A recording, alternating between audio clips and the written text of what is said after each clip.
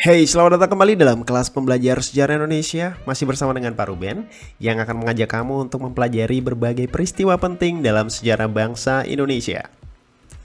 Nah, kali ini kita akan membahas sebuah topik yang berjudul Masa Pergerakan Nasional dan Sumpah Pemuda.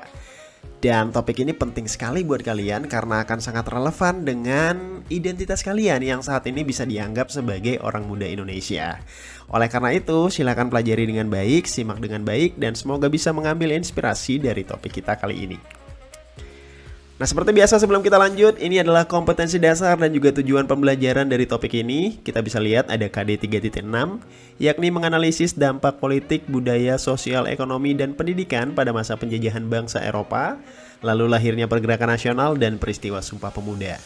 Nah, sekilas ini terdengar cukup padat ya, tetapi terkait dengan menganalisis dampak penjajahan itu sudah kita bahas pada video sebelumnya. Jadi pada video kali ini kita akan lebih membahas kepada 4 tujuan pembelajaran yang sudah tertera di slide ini.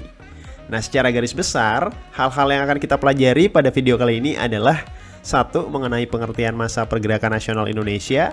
Kemudian yang kedua, kita akan mencoba mencari tahu apa saja faktor penyebabnya. Kemudian kita akan membagi periode masa pergerakan nasional Indonesia. Dan kita juga akan cari tahu organisasi-organisasi apa saja yang berkembang pada masa itu, termasuk strategi perjuangan yang diambil, apakah bersifat kooperatif atau non-kooperatif. Dan terakhir, baru deh kita akan bahas tentang peristiwa Sumpah Pemuda serta makna pentingnya, khususnya bagi kita, bagi kalian para generasi muda dan bagi bangsa Indonesia secara keseluruhan. Nah, itu adalah gambaran dari apa yang akan kita bahas pada topik kali ini. Dan jika kamu sudah siap, langsung saja kita mulai pembahasannya. Ini adalah topik 6, Pergerakan Nasional Indonesia dan Sumpah Pemuda. Tetapi sebelum kita lanjut, ini Pak Ruben berikan sebuah kutipan quotes dari salah satu bapak pendiri bangsa kita, Bapak Republik Indonesia Tan Malaka. Nah, menurut Pak Tan Malaka, ia mengatakan bahwa idealisme adalah kemewahan terakhir yang dimiliki oleh pemuda. Wow, ini relevan sekali ya dengan nanti topik yang akan kita bahas. Jadi kita akan langsung aja mulai pembahasannya dengan pengertian masa pergerakan nasional Indonesia. Nah, di sini pergerakan nasional Indonesia itu yang kita sebut juga dengan istilah lain, yakni kebangkitan nasional Indonesia. Kalau kita artikan, masa pergerakan nasional Indonesia ini adalah sebuah periode pada paruh pertama abad ke-20 di mana rakyat Indonesia itu mulai menumbuhkan rasa kesadaran nasional sebagai orang Indonesia. Ingat, sebagai orang Indonesia, bukan lagi sebagai orang Jawa, orang Sumatera, orang Bali, dan identitas kesukuan lainnya. Artinya, sudah ada nih kesadaran sebagai satu bangsa, sebagai satu tanah air, dan sebagai satu kumpulan orang-orang yang memiliki jiwa nasionalisme yang sama dibalut dengan kata Indonesia. Nah, adapun masa pergerakan nasional Indonesia ini juga bisa diartikan sebagai suatu masa di mana bangsa Indonesia dalam rangka perjuangan mencapai kemerdekaan itu tidak lagi menggunakan cara-cara yang konvensional, cara-cara yang tradisional, cara-cara yang bersifat kedaerahan dan terpisah-pisah, melainkan perjuangannya sudah dilandasi oleh kesadaran nasional dan sudah menggunakan cara-cara yang lebih modern, terutama menggunakan organisasi-organisasi perjuangan yang dilandasi oleh ilmu pengetahuan serta kemajuan teknologi. Nah, kira-kira itu adalah pengertian dari masa pergerakan nasional. Jadi dalam kata lain, pergerakan nasional adalah cara baru yang lebih modern digunakan oleh bangsa Indonesia dalam rangka mencapai kemerdekaan. Nah, adapun lahirnya masa pergerakan nasional ini dilatar belakangi oleh beberapa proses peristiwa. Nah, sebelum abad ke-20, perlawanan kita itu masih bersifat lokal atau kedaerahan. Artinya terpisah-pisah antar daerah. Misal nih, orang Bali berjuang dengan caranya sendiri, bareng-bareng dengan orang Bali aja. Kemudian orang Jawa pun demikian, orang Sumatera juga kayak gitu. Perjuangan mereka tuh terpisah-pisah. Mereka belum mau bergabung, berkolaborasi. Karena perjuangan terpisah-pisah, ia lebih gampang untuk ditaklukkan dan dikalahkan. Kemudian perjuangannya juga masih menggunakan senjata tradisional. masih menjadikan peperangan itu sebagai medianya. Dan dipimpin juga oleh misalnya tokoh-tokoh yang karismatik. Entah itu adalah raja, bisa juga pemuka agama yang dianggap punya wibawa. Tetapi sayangnya, sejarah mencatat perlawanan semacam ini bisa dikatakan selalu gagal karena dapat diberantas oleh penjajah. Banyak yang tewas, kemudian satu demi satu kekuatan kerajaan-kerajaan lokal kita akhirnya bisa dikuasai oleh penjajah Belanda. Nah, ini sebenarnya sebuah kerugian besar bagi kita. Dan setelah kita telusuri, ternyata penyebabnya adalah kita belum bersatu secara nasional. Kita masih terpecah-pecah, bahkan kita gampang diadu domba. Terlepas dari kita tidak menggunakan kemajuan teknologi peperangan dan juga ilmu pengetahuan. Akhirnya, perjuangan yang tradisional dan konvensional ini sebelum abad ke-20 lebih sering mengalami kegagalan.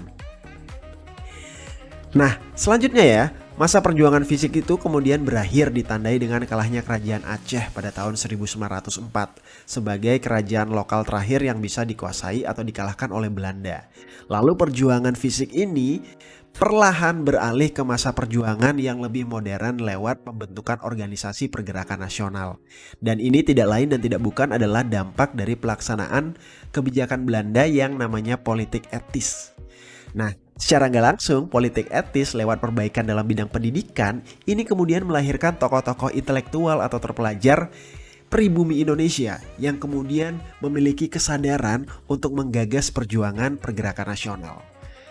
Nah, pergerakan nasional ini sendiri adalah masa di mana bangkitnya rasa semangat persatuan, kesatuan, dan nasionalisme serta kesadaran untuk memperjuangkan kemerdekaan Indonesia. Tujuannya jelas, yakni untuk menciptakan masyarakat yang lebih maju, masyarakat Indonesia yang lebih bermartabat, dan tentunya mencapai kemerdekaan. Nah, pergerakan nasional, seperti yang tadi kita udah bahas, latar belakangnya seperti itu. Jadi yang awalnya dimulai dari perjuangan yang masih kedaerahan, lalu lewat adanya penerapan politik etis, mulai berubah berangsur-angsur menjadi perjuangan yang lebih modern lewat organisasi perjuangan pada masa pergerakan nasional. Nah, kalau kita lihat ya, kita bandingin ya, ada perbedaan-perbedaan yang sangat mencolok antara perjuangan yang bersifat kedaerahan. Ini kita ambil tahunnya itu adalah sebelum tahun 1908. Kemudian kita bandingkan dengan perjuangan yang bersifat nasional lewat pergerakan nasional. Ini setelah tahun 1908. Nah, sebagaimana bisa kamu lihat, kalau perjuangan bersifat kedaerahan itu perjuangannya cenderung antar daerah itu aja, terpisah, tidak tergabung menjadi satu. Jadi ya masih tersegmentasi atas kepentingan daerah itu aja. Belum ada persatuan nasional dan masih menggunakan cara-cara yang klasik semacam pertempuran maupun perang. Lalu yang menjadi media perjuangan mereka itu adalah senjata, kekuatan militer, dan kekuatan fisik. Perjuangan mereka juga dipengaruhi dan digerakkan oleh paham-paham yang lebih bersifat kepada keagamaan. Digerakkan oleh tokoh-tokoh karismatik seperti raja, tokoh pemuka agama, dan sejenisnya. Dan kalau misalnya nih ya, perjuangannya itu kalah atau berakhir, ditandai dengan gugurnya tokoh pimpinannya, biasanya perjuangan kedaerahan ini akan langsung redup begitu aja. Karena perjuangan mereka itu sangat bergantung dengan sosok pimpinannya. Dan ini sangat disayangkan karena tidak ada regenerasi atau keberlangsungan dari perjuangan mereka. Mati ya udah berakhir. Nah, perjuangan kedaerahan juga lebih banyak berpusat di desa-desa karena kota-kota pada masa itu menjadi pusat perdagangan yang mana sudah dikuasai oleh Belanda. Misalnya Ambon, Batavia, dan sejenisnya, kota-kota besar itu udah menjadi pusat kekuasaan dari Belanda. Sehingga perjuangan kedaerahan lebih banyak dilakukan di daerah-daerah semacam itu atau di desa-desa dan pedalaman. Nah, kalau kita bandingkan dengan perjuangan nasional setelah tahun 1908, kita akan melihat perbedaan yang sangat mencolok. Contohnya, perjuangan yang bersifat nasional ini melibatkan hampir seluruh Nusantara. Artinya bukan cuma satu daerah aja, tetapi sudah serentak melibatkan perjuangan secara nasional dengan paham nasionalismenya. Kemudian perjuangannya juga dilakukan via organisasi pergerakan yang lebih bersifat modern. Karenanya itu lebih terarah perjuangannya dan terorganisasi dengan lebih baik. Kalau misalnya perjuangan kedaerahan menggunakan senjata kekuatan militer sebagai acuan perjuangannya, maka perjuangan nasional itu lebih menggunakan logika atau akal pikiran, pendidikan dan ilmu pengetahuan, organisasi pergerakan nasional, serta kemajuan iptek dan kerjasama yang sistematis sebagai modal dan dasar perjuangannya. Bahkan tulisan, surat kabar, radio, serta pers juga sangat berperan penting dalam perjuangan yang bersifat nasional. Perjuangannya juga dipengaruhi oleh paham-paham yang modern, jadi bukan paham-paham tradisional yang keagamaan aja, tetapi sudah ada paham-paham modern yang saat itu berkembang di dunia. Misalnya ada nasionalisme, liberalisme, demokrasi, sosialisme, dan juga pergerakan yang bersifat agama tapi lebih modern. Nah, kita kenal yang namanya pan-islamisme atau persatuan Islam seluruh dunia.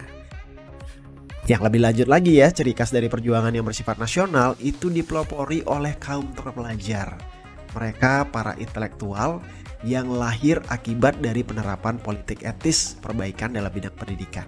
Dan pusat perjuangannya tidak lagi berada di daerah-daerah pedalaman semacam desa dan sejenisnya, tetapi sudah berada di kota-kota utama sebagai sentra atau pusat pendidikan, ilmu pengetahuan, dan kemajuan iptek. Jadi secara garis besar ada perbedaan yang sangat mencolok antara perjuangan yang bersifat kedaerahan dan perjuangan yang bersifat nasional. Dan khusus pada masa pergerakan nasional, para founding fathers kita itu menggunakan perjuangan yang bersifat nasional. Cara baru untuk mencapai kemerdekaan, dan itu dimulai tahun 1908. Kenapa pada tahun 1908? Kita akan bahas ya. Nah, ini barangkali adalah gambar ilustrasi bagaimana potret perbedaan perjuangan yang bersifat kedaerahan dan juga yang bersifat modern. Kalau sebelah kiri itulah gambaran Perang Aceh. Perang terlama dan terberat yang dihadapi oleh Belanda selama menjajah Indonesia. Dan Aceh kemudian menjadi kerajaan terakhir yang baru bisa ditaklukkan oleh Belanda bersama kerajaan Bali. Itu terjadi tahun 1904. Sedangkan di sebelahnya ini adalah potret dari organisasi Indi Separtis dengan 3 pimpinannya yang disebut sebagai 3 serangkai. Nah, ini menjadi salah satu contoh organisasi yang digunakan oleh bangsa Indonesia pada masa pergerakan nasional yang mencirikan perjuangan yang bersifat lebih modern atau perjuangan yang bersifat nasional. Nah, lanjut. Kita akan membahas tentang momentum pergerakan atau perjuangan pergerakan nasional Indonesia. Nah, tadi kan kita gunakan tahun 1908 sebagai penanda, pembeda antara perjuangan bersifat kedaerahan dan juga perjuangan bersifat nasional. Ini bukannya tanpa sebab, tetapi tahun 1908 itu ditunjuk karena pada tanggal 20 Mei tahun 1908 untuk pertama kalinya dalam sejarah bangsa Indonesia, orang-orang pribumi Indonesia berhasil mendirikan organisasi modern yang pertama. Namanya Budi Utomo. Nah, Budi Utomo ini yang didirikan oleh mahasiswa Stovia, kalau nggak salah itu adalah sekolah kedokterannya pada masa Hindia Belanda, berhasil menjadi organisasi pertama dan kemudian menjadi embrio, menjadi penanda bahwa era baru perjuangan kebangsaan Indonesia untuk mencapai kemerdekaan telah dimulai. Jadi bisa dikatakan bahwa Budi Utomo adalah pionir atau embrio bagi lahirnya masa pergerakan nasional dan kemudian bagi lahirnya organisasi-organisasi pergerakan nasional lainnya. Saking pentingnya momentum lahirnya Budi Utomo, kita memperingati tanggal 20 Mei setiap tahunnya sebagai Hari Kebangkitan Nasional. Karena pada tanggal ini, pada momen ini, kita mendapatkan momentum bahwa telah lahir nasionalisme Indonesia dengan cara-cara yang lebih modern perjuangannya, yakni lewat organisasi pergerakan nasional. Nah, kemudian dalam perkembangannya, pergerakan nasional Indonesia itu kembali mendapatkan momentum yang sangat baik ketika para pemuda dari berbagai pelosok Nusantara berkumpul dalam Kongres Pemuda 1 dan 2 dan akhirnya mereka menyuarakan yang namanya Ikrar Monumental Sumpah Pemuda. Di sini kita dapat momentum yang lebih keren lagi tentang perjuangan pergerakan nasional Indonesia. Jadi bisa disimpulkan bahwa berdirinya Budi Utomo adalah penanda lahirnya pergerakan nasional Indonesia sekaligus menjadi embrionya, sedangkan Sumpah Pemuda adalah sebuah ikrar, sebuah peristiwa monumental yang semakin menebalkan asa dan juga perjuangan pergerakan nasional Indonesia. Nah, Di gambar sebelah kiri itu adalah Budi Utomo dan juga para anggotanya yang merupakan organisasi modern pertama di Indonesia, embrionya masa pergerakan nasional Indonesia. Lalu potret yang kedua itu adalah proses berlangsungnya Kongres Pemuda kedua yang nanti akan menghasilkan Ikrar Sumpah Pemuda. Lanjut, kita akan bahas tentang faktor penyebab terjadinya pergerakan nasional Indonesia. Dalam hal ini, kita menemukan ada dua faktor, yakni faktor internal dan faktor eksternal. Kalau faktor internal ini merupakan faktor-faktor penyebab yang berasal dari dalam negeri Indonesia. Nah, biasanya berupa peristiwa-peristiwa dalam negeri yang mendorong atau menyebabkan terjadinya pergerakan nasional Indonesia. Sedangkan faktor eksternal ini adalah faktor-faktor penyebab yang berasal dari luar negeri. Ini biasanya berupa peristiwa-peristiwa internasional yang menginspirasi atau memberikan semacam semangat dan motivasi agar kita juga bisa melakukan perjuangan pergerakan nasional di dalam negeri Indonesia. Nah, satu-satu kita akan bahas mulai dari faktor eksternal dan juga lanjut ke faktor internal dan nanti lanjut ke faktor eksternal. Setidaknya untuk faktor internal itu ada 5 hal yang menjadi penyebab lahirnya perjuangan pergerakan nasional. Yang pertama adalah penderitaan rakyat Indonesia yang sudah berlangsung secara berlarut-larut ratusan tahun lamanya. Dan ini menjadi semacam pemantik semangat untuk bisa berjuang meraih kemerdekaan dengan cara yang lebih baru. Nah, cara yang lebih baru dan modern ini bisa dilakukan karena lahirnya kaum intelektual sebagai akibat dari penerapan politik etis di mana bangsa Indonesia akhirnya mendapatkan akses untuk mengenyam pendidikan. Sehingga lahirlah kaum terpelajar, kaum intelektual, kaum cendekiawan pribumi Indonesia yang bahkan bisa melanjutkan pendidikan sampai ke Eropa. Ketika mereka mendapatkan pendidikan yang tinggi itu, mereka mulai sadar, tercerahkan, dan juga terpengaruh oleh berbagai paham yang berkembang saat itu. Sehingga ketika mereka kembali ke Indonesia, merekalah yang menjadi pimpinan penggerak dari perjuangan gaya baru lewat masa pergerakan nasional ini. Faktor ketiga yang turut menyebabkan terjadinya pergerakan nasional adalah memori tentang kejayaan masa lalu.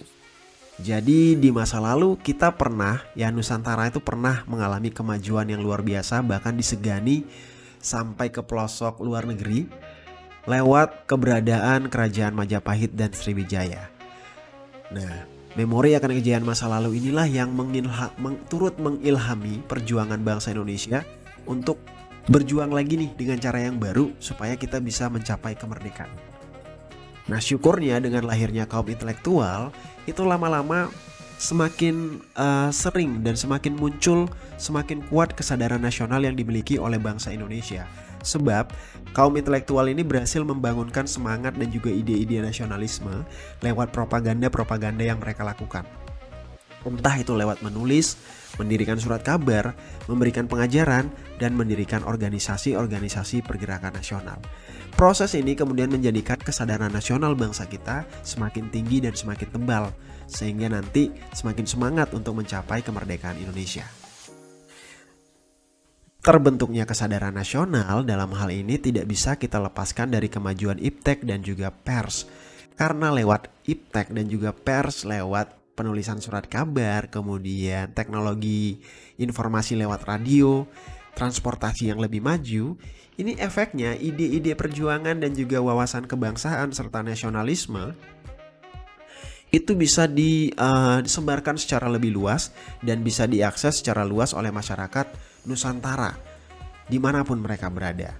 Walaupun ya belum secanggih sekarang, tetapi ini sangat membantu untuk memberikan semacam penyebar luasan ide-ide, sehingga baik di daerah Bali, Jawa, Sumatera, Maluku itu mereka juga punya satu kesamaan sikap dan juga pendirian, satu identitas nasional. Oleh karena itu peran iptek dan pers ini sangat penting pada masa pergerakan nasional. Nah, kalau kita lihat ilustrasinya ya, di dua gambar sebelah kiri itu adalah potret bagaimana penderitaan bangsa kita selama ratusan tahun dijajah oleh kolonialisme bangsa kolonial dan juga imperialis bangsa barat, khususnya Belanda. Kemudian dua gambar di tengah itu memperlihatkan bagaimana proses pendidikan lewat politik etis akhirnya melahirkan kaum terpelajar yang kelak akan memimpin atau menjadi penggerak dalam masa pergerakan nasional, perjuangan cara baru untuk mencapai kemerdekaan. Di sebelah kanannya itu adalah salah satu contoh surat kabar Medan Priayi dan juga bagaimana tampilan radio jadul yang pada masa itu punya peran sangat penting untuk menyebarluaskan ide-ide perjuangan dan juga ide-ide nasionalisme pembentukan identitas nasional Indonesia. Ini adalah beberapa contoh faktor-faktor internal yang turut menyebabkan terjadinya pergerakan nasional Indonesia. Nah lanjut, ini adalah beberapa faktor eksternalnya. Yang pertama, bahwasanya pada masa itu di dunia secara global itu sedang muncul yang namanya muncul dan berkembang paham-paham baru, paham-paham yang mengilhami perjuangan baru bagi bangsa-bangsa di dunia. Paham-paham itu antara lain nasionalisme, demokrasi, liberalisme, sosialisme, dan juga pan-islamisme atau persatuan Islam secara dunia atau global. Adapun semua paham ini memberikan gagasan dan inspirasi perjuangan yang bersifat pergerakan nasional. Dan semua paham ini sangat bertentangan dengan penjajahan maupun praktek kolonialisme dan imperialisme karena dianggap bertentangan dengan HAM, bertentangan dengan nilai-nilai kebebasan umat manusia. Oleh karena itu, berkembangnya paham-paham ini menginspirasi bangsa Indonesia untuk bisa melakukan perjuangan pergerakan nasional. Nah, kebetulan beberapa bangsa Asia Afrika seperti India, Filipina, Cina, Turki, dan Mesir itu juga telah berhasil melakukan perjuangan pergerakan nasionalnya dengan diinspirasi oleh paham-paham itu, dan mereka kemudian berhasil memerdekakan diri dan menjadi bangsa yang merdeka. Nah, keberhasilan dari negara-negara semacam India, Filipina, Cina, Turki, dan juga Mesir ini semacam memberikan inspirasi dan motivasi bagi bangsa Indonesia untuk bisa melakukan hal yang sama, untuk bisa mencapai kemerdekaan lewat upaya perjuangan pergerakan nasional. Apalagi ya, pada tahun 1905 itu terjadi sebuah peristiwa fenomenal dalam peta kekuatan dunia, di mana untuk pertama kalinya bangsa Asia berhasil mengalahkan atau menang perang melawan bangsa Barat. Itu diwakili oleh Jepang yang dalam perang melawan Rusia mereka berhasil menang. Kemenangan Jepang ini adalah sebuah kemenangan yang sensasional karena menjadi bukti bahwa ternyata bangsa Barat itu bisa dikalahkan dan bisa dikalahkan oleh bangsa Asia. Kalau Jepang bisa, kenapa Indonesia enggak? Nah, jadi Jepang pada saat ini menjadi role model nih buat kita untuk berjuang. Walau akhirnya nanti kita dijajah juga ya oleh Jepang ya. Kemudian dua faktor eksternal lainnya itu adalah kemajuan iptek dan pers. Ini penjelasannya mirip dengan yang pertama tadi, karena lewat kemajuan iptek dan pers, penyebar luasan ide-ide nasionalisme, paham-paham baru yang tadi kita udah bahas itu bisa tersebar sampai ke pelosok-pelosok dunia termasuk Indonesia, sehingga kita terinspirasi untuk melakukan perjuangan pergerakan nasional. Tidak sampai di sana, bahwasannya golongan terpelajar kita, para pejuang pergerakan nasional kita itu tidak berjuang di dalam negeri saja, tetapi mereka juga membuat semacam jaringan perjuangan internasional antar negara. Ini biasanya mereka melakukan lewat pergerakan bawah tanah, kemudian lewat semacam jaringan informasi radio dan sejenisnya, sehingga misalnya antara pemuda dan juga pejuang pergerakan nasional di Indonesia itu melakukan koneksi atau kolaborasi dengan orang-orang pejuang pergerakan nasional yang ada di India, Filipina, dan sejenisnya. Sehingga ide-ide perjuangan antar sesama bangsa yang menjadi korban penjajahan ini bisa membentuk semacam jejaring yang saling menguntungkan, sehingga bisa sama-sama mencapai tujuan mereka, yakni kemerdekaan dan kebebasan secara berdaulat berdasarkan pada nilai-nilai HAM. Nah, kelima hal ini, faktor eksternal maupun faktor internal, ini ibaratnya saling berkolaborasi yang nantinya akan menjadi penyebab lahirnya pergerakan nasional di Indonesia. Ini adalah gambar ilustrasi, sebelah kiri adalah kemenangan Jepang dalam perang melawan Rusia, kemudian sebelah kanan itu adalah gambar dari perjuangan revolusi di Turki yang dipimpin oleh Mustafa Kemal Pasha.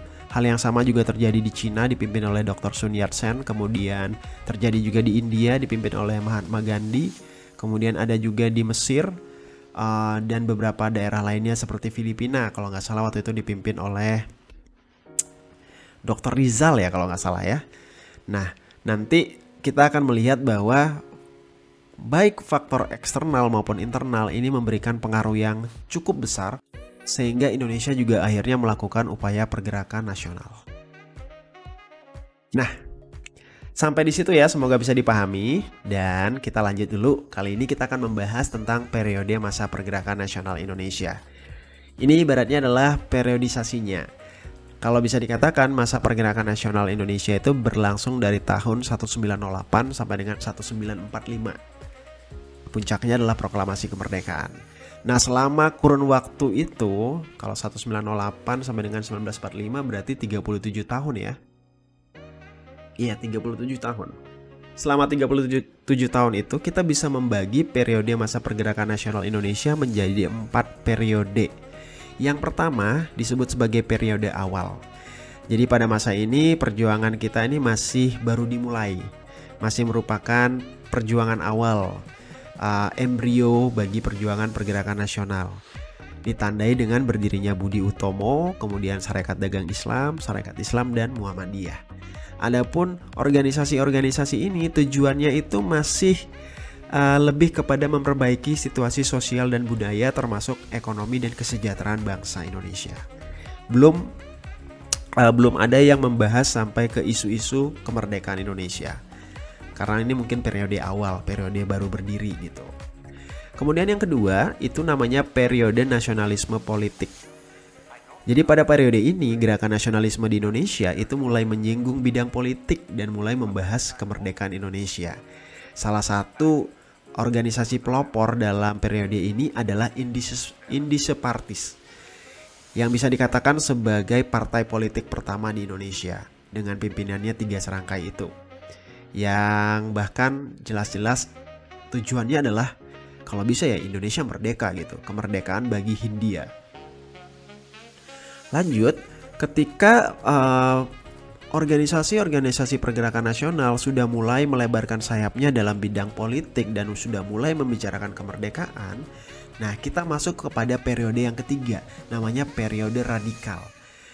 Nah, dalam periode ini gerakan nasionalisme Indonesia ini sudah terang-terangan tidak mau menunjukkan kerjasama dengan Belanda. Itu istilahnya non-kooperatif. Bahkan mereka tuh sudah terang-terangan tujuan utama organisasinya adalah kemerdekaan Indonesia. Jadi cara-cara yang mereka tempuh itu lebih bersifat radikal. Bahkan organisasi-organisasi yang ada pada periode radikal ini bisa menghimpun massa dalam jumlah yang sangat besar sehingga sampai-sampai menimbulkan kekhawatiran bagi pemerintah kolonial Belanda akan terjadinya sebuah pemberontakan atau gerakan massa, revolusi dan sejenisnya. Misalnya nih, organisasi yang ada pada masa periode radikal itu adalah Perhimpunan Indonesia, Partai Komunis Indonesia, dan Partai Nasional Indonesia. 3 organisasi ini, khususnya PKI dan PNI, ini menjadi organisasi dengan basis massa yang paling besar saat itu, dengan garis perjuangan yang keras dan terang-terangan bertentangan dengan pemerintah kolonial. Puncaknya itu bahkan PKI melakukan pemberontakan di tahun 1927 melawan pemerintah kolonial. Sampai-sampai pemerintah kolonial akhirnya mengeluarkan undang-undang baru khusus untuk membatasi ruang gerak dari organisasi-organisasi pergerakan nasional. Sebagai tindak lanjutnya, itu PKI akhirnya dilarang, kemudian dibubarkan. Kemudian PNI juga lewat tokoh-tokohnya seperti Soekarno dan kawan-kawan itu kemudian dibatasi. Soekarno dan teman-temannya kemudian ditangkap, dipenjara dan diasingkan, dan peran PNI diperlemah. Akhirnya periode radikal yang bisa dikatakan sebagai periode kemajuan masa pergerakan nasional Indonesia ini harus menemui titik balik yang tragis ketika perjuangan kita yang sudah mencapai klimaks ini dilemahkan oleh pemerintah kolonial Belanda lewat sanksi-sanksi yang tegas tadi. Nah, menyikapi reaksi keras dari pemerintah kolonial Belanda, akhirnya masa pergerakan nasional kita memasuki periode yang keempat, yakni yang namanya periode bertahan. Nah, dalam periode ini gerakan nasionalisme di Indonesia lebih bersifat moderat Moderat itu lawannya radikal ya, dan lebih penuh pertimbangan. Karena mereka mengkhawatirkan juga mempertimbangkan sikap tegas, reaksi keras yang diberikan oleh pemerintah kolonial Belanda terhadap organisasi-organisasi yang radikal tadi, semacam PKI dan PNI. Sehingga organisasi-organisasi lainnya itu lebih memilih jalan tengah gitu, jalan yang lebih aman. Jangan sampai dibubarkan, sehingga mereka masih bisa melanjutkan perjuangan mereka walaupun tidak seradikal pada periode radikal kemarin. Nah, ini kita memasuki yang namanya periode bertahan. Jadi ada 4 periode. Periode awal atau periode kelahiran, kemudian periode nasionalisme politik, ini ibaratnya periode perkembangan, kemudian periode radikal atau periode keemasan, kemudian periode bertahan, ini ibaratnya periode penurunan. Jadi ada 4 siklus ya. Kalau kita bandingkan dengan filosofi Hindu-Buddha, ada yang namanya Catur Yuga, yakni 4 masa siklus dalam kehidupan, yakni Karta Yuga itu adalah periode awal kelahiran, kemudian ada Treta Yuga itu periode perkembangan, kemudian ada dua para yuga dulu ya, habis itu baru Tirta Yuga itu masa keemasan, dan terakhir itu adalah Kali Yuga atau zaman kehancuran. Kayaknya itu sih kalau nggak salah Pak Ruben, ingat ya. Nanti kalau misalnya kalian menemukan ada penyalahgunaan istilah tadi, kalian bisa sampaikan di ini ya sebagai bahan diskusi kita. Nah, itu dia tadi periode perjuangan masa pergerakan nasional Indonesia yang bisa dibagi menjadi 4 periode. Gimana sejauh ini? Bisa dipahami? Semoga bisa dipahami dengan baik ya, dan tetap semangat. Kita masih ada beberapa hal yang harus kita pelajari lebih lanjut. Kita lanjut. Kali ini membahas organisasi-organisasi pergerakan nasional Indonesia. Nah, dalam hal ini organisasi pergerakan nasional Indonesia itu jumlahnya cukup banyak loh. Banyak malah. Bisa nyampe belasan bahkan puluhan. Tetapi kita nggak sebutin satu persatu ya. Nah, dalam rangka membagi organisasi-organisasi pergerakan nasional yang jumlahnya banyak itu, kita bisa kategorikan menjadi 3 kategori. Yang pertama, ada organisasi-organisasi yang berlatar belakang ideologi yang bersifat nasionalis. Ini diwakili oleh organisasi semacam Indisches Parties, kemudian PNI, dan beberapa organisasi lainnya, misalnya Perhimpunan Indonesia yang kayak gitu. Terus ada juga organisasi-organisasi pergerakan nasional yang dilatar belakangi oleh ideologi Islam, yakni ada Sarekat Islam, Muhammadiyah, Masyumi, Nahdlatul Ulama, dan sejenisnya. Tetapi ada juga kok partai Katolik dan partai Kristen, jadi nggak cuma yang berideologi Islam aja.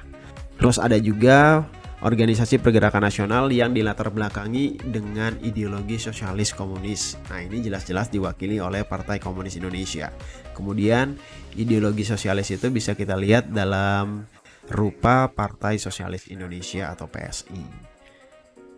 Jadi bisa disimpulkan bahwa pergerakan nasional Indonesia, organisasi-organisasinya itu juga digerakkan atau dilatar belakangi oleh ideologi yang berkembang saat itu, yakni nasionalisme, kemudian ada ideologi agama, dan juga ada ideologi sosialis komunis. Nah, ini misalnya ya, gambar kiri pojok itu ya, itu adalah gambar anggota dan juga para pimpinan dari Sarekat Islam. Kemudian di sebelah kanannya itu adalah gambar dari PNI, itu Soekarno Muda di tengah-tengahnya itu. Kemudian sebelah kiri bawah itu adalah gambar dari Partai Komunis Indonesia, partai yang mewakili aliran sosialis komunis. Bahkan Partai Komunis Indonesia adalah partai pertama yang menggunakan kata Indonesia sebagai identitas partainya. Kemudian dilanjutkan nanti dengan Perhimpunan Indonesia, lalu Partai Nasional Indonesia. Nah, ini tadi yang Pak Ruben sebut dengan Perhimpunan Indonesia, salah satu organisasi pergerakan pada masa itu. Lalu di sebelah kanannya ada juga potret Ibu Kita Kartini yang turut memperjuangkan emansipasi perempuan lewat kemajuan pendidikan, kebudayaan, dan sejenisnya. Jadi pada saat itu bukan cuma laki-laki yang berjuang dalam organisasi pergerakan nasional, tetapi kaum perempuan juga tidak kalah. Makanya ada yang namanya Kongres Wanita atau Kongres Perempuan semasa berlangsungnya masa pergerakan nasional. Gak cuma Ibu Kartini, tapi ada juga tokoh semacam Dewi Kartika, itu juga ada. Nah, setelah kita melihat peta pembagian ideologi dari organisasi-organisasi pergerakan nasional pada masa itu, kita juga bisa menganalisis bagaimana strategi perjuangan yang digunakan oleh organisasi pergerakan nasional Indonesia pada saat itu. Dalam hal ini, kita akan membagi strategi perjuangan itu menjadi dua, yakni strategi yang bersifat kooperatif atau moderat dan strategi yang bersifat non-kooperatif atau radikal. Kita bahas satu demi satu ya. Nah, yang dimaksud dengan strategi kooperatif atau moderat itu adalah strategi perjuangan organisasi pergerakan yang dilakukan dengan cara mau bekerja sama dengan pemerintah kolonial Belanda. Nah, ini biasanya dilakukan untuk menghindari tindakan-tindakan dan juga reaksi keras dari pemerintah kolonial Belanda lewat pembentukan undang-undang mereka. Nah, taktik yang dilakukan lewat strategi kooperatif ini biasanya dilakukan dengan cara mengirimkan wakil-wakil organisasi pergerakannya ke dalam Volksraad. Volksraad ini semacam Dewan Rakyat atau DPR pada saat itu. Nah, harapannya dengan adanya wakil-wakil organisasi perjuangan pergerakan di Volksraad atau Dewan Rakyat, kepentingan dan juga aspirasi rakyat Indonesia itu bisa disampaikan lewat perwakilan tokoh-tokohnya. Misalnya ada Hos Cokroaminoto, Agus Salim, Abdul Muiz, Muhammad Tamrin, Otto Iskandarinata, dan juga Rajiman Weddiodiningrat. Adapun organisasi nasional yang memilih strategi bersifat moderat atau kooperatif itu antara lain adalah Gerindo, Parindra, dan GAPI, serta beberapa organisasi di awal-awal kemunculan masa pergerakan nasional, misalnya Budi Utomo dan Sarekat Dagang Islam, bahkan juga Muhammadiyah. Nah, lawan dari strategi yang kooperatif ini adalah strategi yang non-kooperatif atau disebut juga sebagai strategi yang radikal. Nah, dari kata radikalnya saja kita sudah melihat bahwa strategi ini lebih keras gitu cara perjuangannya. Karena organisasi yang bersifat non-kooperatif atau radikal itu nggak mau kerjasama dengan pemerintah kolonial Belanda. Mereka bahkan terang-terangan bertentangan ide dan kebijakan dengan pemerintah kolonial Belanda. Mereka ini udah jelas-jelas punya tujuan kemerdekaan bagi Indonesia. Jadi perjuangan organisasinya ya untuk mencapai kemerdekaan. Mereka kemudian bisa membangun basis massa atau anggota yang sangat besar. Dan setiap mereka melakukan rapat atau orasi-orasi itu banyak sekali dihadiri oleh rakyat Indonesia gitu, rakyat yang ada di daerah itu. Nah, hal-hal semacam ini memberikan kekhawatiran tersendiri bagi pemerintah kolonial Belanda. Dan mereka merasa ini mengancam, jadi harus bisa direduksi atau dibatasi ruang gerak organisasi semacam ini. Nah, organisasi-organisasi ini misalnya ya yang radikal ini antara lain Sarekat Islam, kemudian Perhimpunan Indonesia, Partai Komunis Indonesia, Partai Nasional Indonesia, dan nanti ada juga yang namanya PNI baru setelah Soekarno dan rekan-rekannya dibuang atau diasingkan oleh pemerintah kolonial Belanda. Sayangnya nanti strategi non-kooperatif ini juga akhirnya mengalami kelesuan atau bahkan kemunduran, lagi-lagi karena reaksi keras dari pemerintah kolonial Belanda yang sudah kita bahas di awal tadi. Kalau kita telusuri lebih lanjut antara strategi perjuangan yang bersifat kooperatif dan non-kooperatif, ini punya perbedaan dan persamaan. Kita mulai dari yang pertama ya. Perbedaan antara dua strategi ini adalah cara perjuangannya itu kalau radikal itu nggak mau kerjasama dengan pemerintah kolonial Belanda. Sedangkan kalau kooperatif atau moderat ini masih mau bekerja sama gitu, mengikuti kebijakannya pemerintah kolonial Belanda. Kemudian yang kedua, organisasi yang bersifat non-kooperatif atau radikal ini menginginkan langsung kemerdekaan politik atau Indonesia tanpa campur tangan dari penjajah pemerintah kolonial Belanda. Sedangkan yang bersifat moderat atau kooperatif ini menginginkan kemerdekaan ekonomi dulu deh. Rakyat kita sejahtera dulu, baru kemudian kita ngomongin kemerdekaan politik terbebas sepenuhnya dari penjajah Belanda. Nah, ini adalah dua perbedaan utama dari strategi yang kooperatif dan non-kooperatif. Kemudian kalau kita telusuri lebih lanjut, persamaan antara dua strategi ini dapat dilihat dari 5 aspek. Yang pertama, Baik strategi kooperatif dan juga non-kooperatif ini menggunakan organisasi modern sebagai alat perjuangannya. Kemudian perjuangannya bersifat nasional, tidak menggunakan kekerasan senjata, ya walaupun nanti PKI akhirnya memberontak ya kepada pemerintah kolonial Belanda. Ini semacam pengecualian bagi PKI. Kemudian yang keempat, ini sama-sama dipimpin oleh kaum terpelajar atau kaum intelektual. Kemudian yang terakhir, ini sama-sama ingin mendapatkan kemerdekaan bagi Indonesia. Cuma bedanya kalau yang mengusung strategi kooperatif, mereka ingin berproses dulu. Kemerdekaan ekonomi dulu, sejahtera dulu, baru kemerdekaan politik. Tapi kalau yang bersifat non-kooperatif alias radikal, mereka pengennya langsung kemerdekaan politik. Tidak ada campur tangan dari pemerintah kolonial Belanda, kemerdekaannya bisa kita usahakan secara mandiri.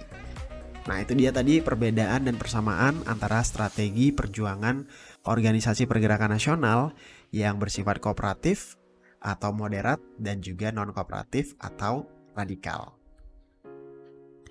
Nah di dalam gambar sebelah kiri itu adalah Haji Umar Said atau Hos Cokroaminoto.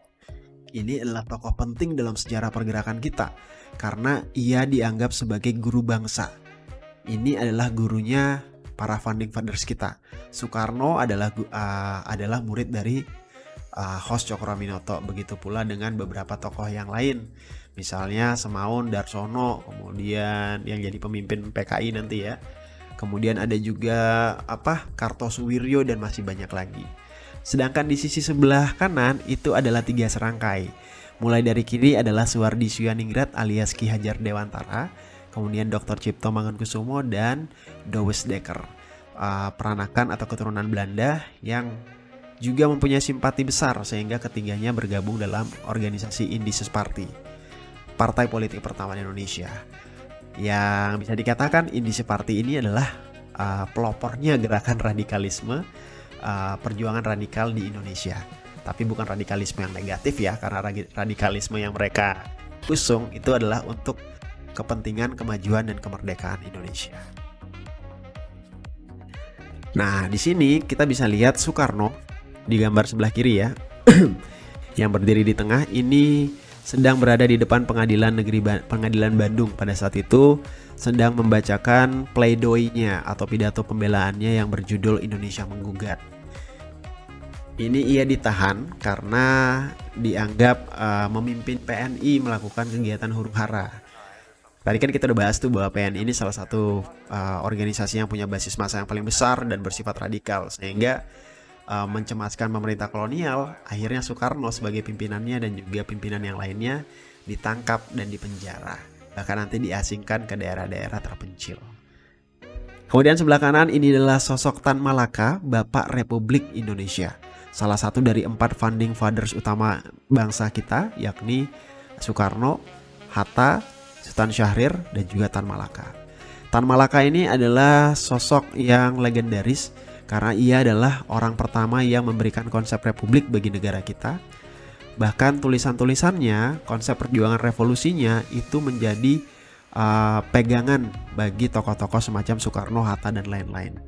Walaupun sayang, perjuangan dari seorang Tan Malaka lebih banyak dilakukan dari penjara ke penjara dari masa pembuangan negara satu negara lain, karena hidupnya dihabiskan sebagai buronan. Tetapi tidak menyurutkan perjuangan beliau, termasuk ketika masih menjadi pimpinan dari Partai Komunis Indonesia. Nah, nanti kita bahas deh secara lebih khusus tentang Tan Malaka, seorang tokoh yang fenomenal yang sayangnya belum banyak dikenal oleh kalian ya. Karena pada masa Orde Baru perannya ini semacam dihilangkan perannya. Namanya tidak disebut dalam buku pelajaran sejarah. Tetapi tokoh yang satu ini punya peran sentral bagi perjuangan revolusi Indonesia mencapai kemerdekaan. Nah, ini adalah 3 founding fathers kita yang lain, yakni Muhammad Hatta, kemudian Sultan Syahrir yang sering disebut sebagai Bung Kecil, dan Bung Besar yang tidak lain dan tidak bukan adalah Soekarno. Ketiganya adalah pentolan masing-masing dalam gerakan atau perjuangan radikal semasa pergerakan nasional Indonesia. Ya, nih ya, Tadi kita udah membahas tentang organisasi-organisasi pergerakan nasional dan segala hal yang berkaitan dengan pergerakan nasional. Tetapi organisasi-organisasi pergerakan nasional profilnya seperti apa kita nggak akan bahas panjang lebar di sini. Nanti kamu bisa cari informasinya melalui penelusuran mandiri.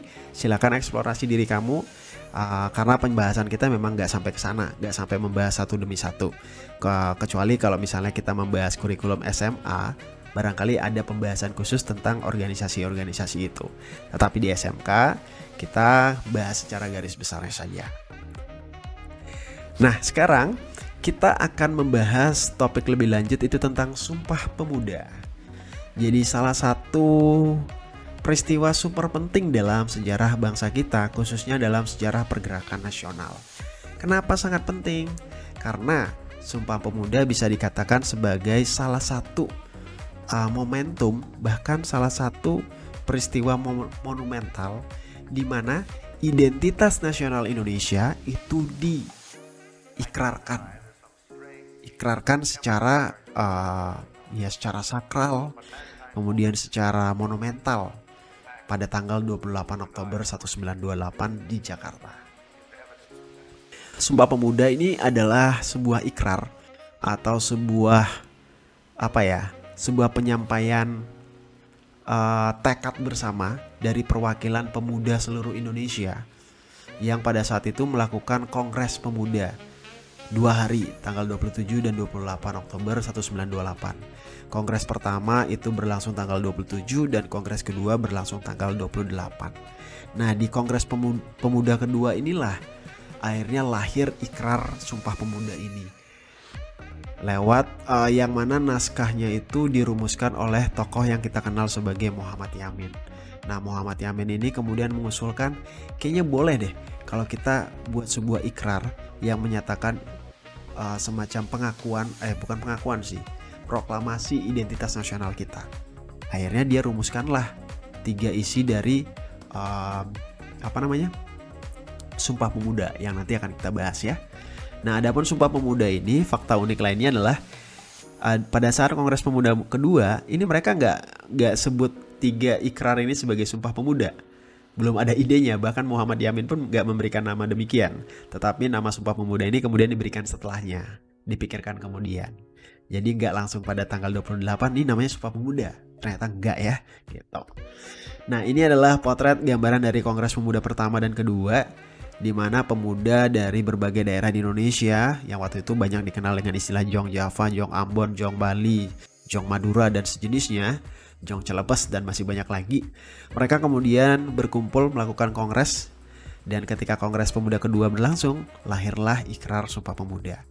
Dan inilah isi dari Ikrar Sumpah Pemuda itu yang dirumuskan oleh Muhammad Yamin tadi. Nah, tulisan ini masih menggunakan ejaan Van Ophuijsen, yakni ejaannya pemerintah kolonial Belanda. Dan seharusnya kita semua sebagai bangsa Indonesia, khususnya para kaum muda Indonesia, ini harus di luar kepala udah hafal ya isi Sumpah Pemuda ya. Yang pertama, kami putra dan putri Indonesia mengaku bertumpah darah yang satu, tanah Indonesia. Kedua, kami putra dan putri Indonesia mengaku berbangsa yang satu, bangsa Indonesia.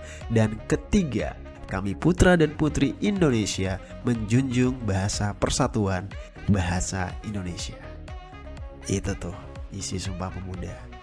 Jadi lewat 3 kalimat ikrar itu, bangsa Indonesia pertama kalinya menabalkan atau menetapkan identitas nasional kita yang terwakili atas satu nama, yakni Indonesia.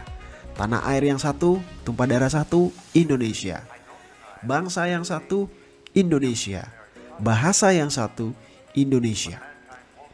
Jadi pada saat ini, orang muda Indonesia mewakili seluruh bangsa Indonesia tidak lagi menyatakan dirinya sebagai aku orang Jawa, aku orang Madura, aku orang Bali, aku orang Sumatera, aku orang Sulawesi dan lain sebagainya. Aku suku bangsa ini dan seterusnya. Enggak lagi. Tetapi mereka udah punya kesadaran sejarah dan mengaku sebagai orang dan bangsa putra-putri Indonesia. Keren ya? Tapi nanti jangan baca pakai ejaan Van Ophuijsen ya. Kalau kamu baca dengan ejaan itu agak lucu jadinya. Kami Poetra dan Poetri Indonesia mengakui berbangsa Jang Satowe. Nah itu agak lucu, jangan pakai itu. Well, itu adalah isi dari Sumpah Pemuda. Semoga bisa menjadi inspirasi buat kalian ya, karena ini sangat monumental dan sangat relevan dengan kalian sebagai orang muda Indonesia. Adapun makna Sumpah Pemuda yang barangkali bisa kalian pahami dan kemudian kalian resapi, kemudian kalian aplikasikan dalam kehidupan kalian sehari-hari, ini antara lain Pak Ruben kenalkan ada 6 makna Sumpah Pemuda. Pertama, Sumpah Pemuda itu adalah tonggak perjuangan bangsa Indonesia. Menurut Ahju Madi Hasra ya, salah satu sejarawan Indonesia, ini Sumpah Pemuda adalah tonggak perjuangan yang sangat penting.